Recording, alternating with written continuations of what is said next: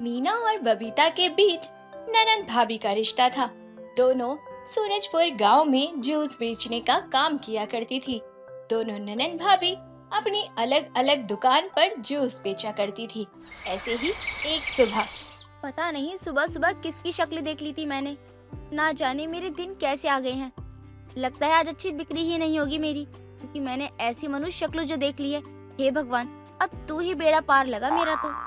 पता नहीं इस महारानी से पीछा कब छूटेगा मेरा। सुबह सुबह अपनी घटिया शक्ल दिखा दी इस डायन ने। लगता है आज अच्छी बिक्री नहीं होगी मेरी। जब जब मैं इनकी शक्ल देखती हूँ तब तब मेरी बिक्री नहीं होती है। जय महाकाल, अब तू ही मेरा सहारा है। दोनों अपना अपना मुंह फेर रही थी कि तभी कुछ ग्राहक मीना की दुकान की तरफ आने लगते हैं और ग्राहकों को देखते ही बबीता मन ही मन, मेरी दशा ही खराब है। मैंने इस औरत की शक्ल देखी है, इसलिए मेरी आज बिक्री होने नहीं वाली है। पता नहीं कब इस महारानी से मेरा पीछा छूटेगा। ग्राहक तो उनके पास ऐसे आते हैं जैसे मोबाइल में 5G का नेटवर्क, और मेरे पास 2G की स्पीड से ग्राहक आ रहे हैं। मीना की नजर अपने ग्राहकों से ज्यादा बबीता के ग्राहकों पर रहती थी। वहीं बबीता का भी यही हाल था। तभी मीना एक ग्राहक से कहती है, भाई साहब, आपके लिए एक ऑफर है मेरे पास। अरे अब वो क्या है, अब बता ना, ये कैसा ऑफर है? देखिए भाई साहब, सबके सामने आपको जोर जोर से चिल्ला चिल्ला कर मेरे हाथों के बने हुए जूस की तारीफ करनी है, और तारीफ करने पर आपको 1 गिलास जूस मुफ्त में मिलेगा। अरे बहन जी, झूठी तारीफ करने के लिए कह रही हो, वो भी 1 गिलास के बदले। 1 गिलास में क्या लगता है आपको, मैं अपना ईमान बेच दूंगा। अरे कम से कम 2 गिलास दे दो, तब मैं ईमान तो क्या अपनी किडनी भी बेच दूं। तुम तो बड़े ही लालची हो। तुम्हारे सामने एक छोटा सा ऑफर क्या रख दिया मैंने, और तुमने तो मेरी धीरे धीरे उंगली की जगह पूरा हाथ ही पकड़ लिया। देख लीजिए बहन जी, अगर आपको ये ऑफर मंजूर हो तो कीजिए, वरना मैं जा रहा हूँ। चीख चीख कर सबको बता दूंगा कि आप मुझे रिश्वत दे रही हैं। फिर तो आपकी बेइज्जती हो जाएगी, तब मत कहना मुझसे। अच्छा ठीक है, तुम जल्दी से मेरी तारीफ करो, मैं तुम्हें बदले में 2 गिलास जूस दूंगी।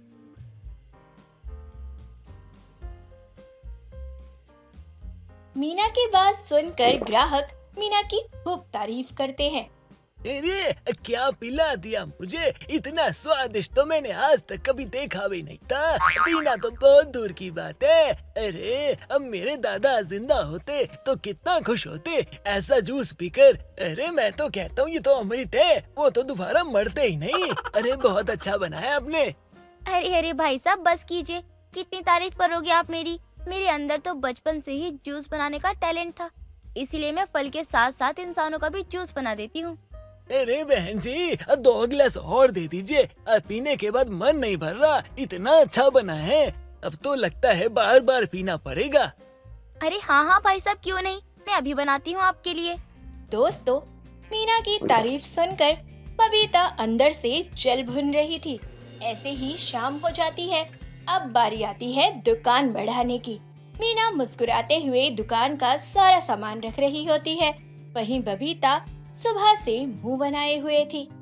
आज तो सारा दिन खराब हो गया है। एक भी ग्राहक नहीं आया मेरी दुकान पर जूस पीने के लिए।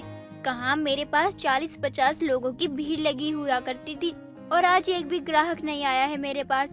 ये जो कुछ भी हो रहा है सिर्फ और सिर्फ इस मीना भाभी के कारण हो रहा है। पता नहीं कौन सा टोना टोटका कर रखा है इसने, इस वजह से मेरे सारे ग्राहक इसी के पास जाते हैं।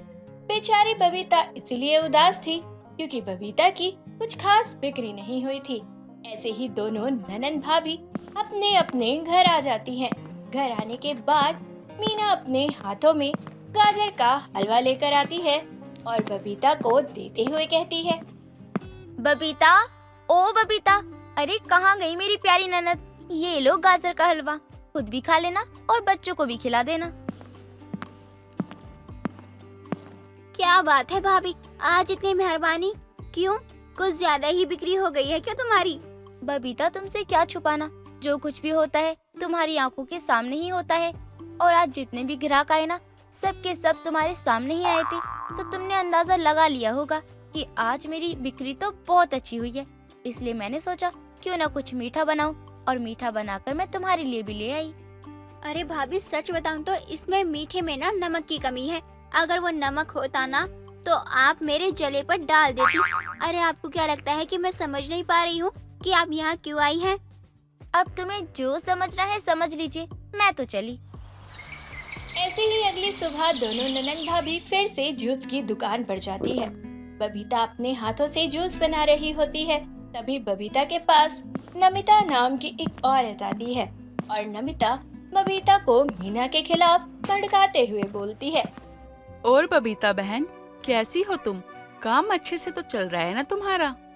नहीं बहना, काम तो पहले चला करता था, अब तो बस मिक्सी मशीन ही चल रही है। ग्राहक तो आने का नाम ही नहीं ले रहे हैं मेरी दुकान पर। अरे ग्राहक आएंगे भी कैसे तुम्हारे? भाभी ने जो ग्राहकों को वश में कर रखा है। अरे सारे ग्राहक तो सिर्फ उन्हीं की दुकान पे जाते हैं। जैसे तुम्हारी भाभी जूस में ना कुछ मिलाकर बेचती हो, जिससे ग्राहक सिर्फ उन्हीं के पास आते हैं। अरे नमिता बहन, वो कहावत तो आपने सुनी ही होगी, जैसी नियत वैसी बरकत। अगर मेरी भाभी भी कुछ गलत कर रही होगी तो उसके साथ भी गलत ही होगा, और इन सब का हिसाब करने वाला तो सिर्फ एक ही है। अरे मेरी बात मानो, तुम भी दूसरे तरीके से ना जूस बेचना स्टार्ट कर दो। दूसरे तरीके से? अरे कौन से तरीके की बात कर रही हो तुम? अरे मैं तो कहती हूँ, मौका देखकर ना मीना की दुकान को तहस नहस कर दो। ना रहेगी दुकान, ना ही जूस बिकेगा। खबरदार नमिता बहन, आइंदा मेरी भाभी के खिलाफ कुछ कहा तो। अरे मैं जानती हूँ कि हम दोनों ननद भाभी के बीच थोड़ी बहुत खट्टी मीठी नोक झोंक रहती है। इसका मतलब ये नहीं कि मैं उनकी रोजी रोटी पर लात मारूं। आज तो कह दिया तुमने, पर आज के बाद दोबारा ये गंदी जुबान से ऐसी बातें मत निकालना और निकल जाओ मेरी दुकान से। बबीता का उल्टा जवाब सुनकर नमिता का मुंह बन जाता है और नमिता फिर मीना के पास जाती है और उसे भड़काते हुए बोलती है। और मीना बहन, क्या हाल चाल है तुम्हारी? लग रहा है अच्छी बिक्री चल रही है। हाँ बहन, सब ठीक है, भगवान की कृपा से सब अच्छा चल रहा है। चलो अच्छी बात है, पर मुझे तुम्हारे लिए बहुत बुरा लगता है। जो तुम्हारी नंद तुम्हारी बुराई करती है ना, अब मैं वो कैसे बताऊँ तुम्हें। ऐसा क्या बोल दिया बबीता ने? बबीता का ये कहना है कि तुमने उसकी दुकान में टोना टोटका करवा दिया है, जिसकी वजह से उसकी बिक्री नहीं हो रही है। क्या कहा तुमने? मैंने बबीता की दुकान पर टोना टोटका करवाया है? हे भगवान, शर्म नहीं है क्या तुम्हें? ऐसे इल्जाम लगा रही हो मुझ पर। अरे बहन, ऐसा मैं नहीं बल्कि तुम्हारी नंद बबीता ने बोला है, तभी तो मैं यहाँ आकर बता रही हूँ तुम्हें। हे भगवान, जिसने भी ऐसी बातें बोली है ना, उसके मुंह में कीड़े पड़े। अरे भगवान करे चलते चलते किसी बड़े से पत्थर के ऊपर गिर जाए, वो उसका पैर टूट जाए, मुंह टूट जाए, आँख नाक दांत सब टूट जाए, अलग अलग दिशा में फैल जाए, कीड़े पड़े उसके दांतों में तो। अरे मीना, ऐसे मैंने नहीं बोला है, बल्कि तुम्हारी ननद ने बोला है। अरे हाँ, तो मैं भी तो उसे ही बददुआ दे रही हूँ ना, जिसने बोला है। उसके मुंह में कीड़े पड़े, अरे लकवा मार जाए उसके शरीर को, सर के सारे बाल झड़ जाए, बुढ़ापा आ जाए उसको। तभी वहाँ बबीता आ जाती है और बबीता नमिता से कहती है। तुम्हें क्या लगता है नमिता, इस तरह से तुम हम दोनों ननद भाभी के बीच आग लगा सकती हो? अरे माना कि हम दोनों का काम अलग है और हम दोनों के बीच थोड़ी बहुत खट्टी मीठी नोक झोंक होती रहती है, पर इसका मतलब ये नहीं कि तुम्हारे जैसा दो कौड़ी का इंसान आकर हम दोनों के बीच दरार डाल सके। और नहीं तो क्या, मेरी ननद बिल्कुल ठीक कह रही है। आइंदा हम दोनों को एक दूसरे के खिलाफ भड़काने की कोशिश की ना, तो तुम्हारी टांगे तोड़कर तुम्हारे हाथ में दे दूंगी। अभी तुम हमें जानती ही नहीं हो कि हम कौन हैं। आज तक ऐसा कोई पैदा नहीं हुआ है जो हमें अलग करा दे। दोनों की बातें सुनकर नमिता का मुंह बन जाता है और नमिता वहाँ से चली जाती है। और इस कहानी से हमें ये सीख मिलती है कि इस दुनिया में भड़काने वाले बहुत मिलेंगे, लेकिन हमेशा कार्य अपनी सूझबूझ के साथ करें। दोस्तों, अगर आपको ये कहानी पसंद आई तो इसे लाइक करें, शेयर करें और कमेंट करके बताएं कि कहानी में आपको सबसे अच्छा क्या लगा।